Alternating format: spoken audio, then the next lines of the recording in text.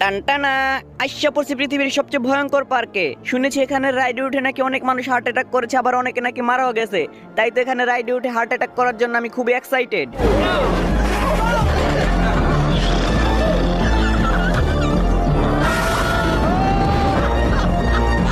কি রাইডে উঠলাম রে ভাই, এখানে উঠে নাকি আবার অনেকে হার্ট অ্যাটাক করে। আমার তো ঘুম আসতেছে।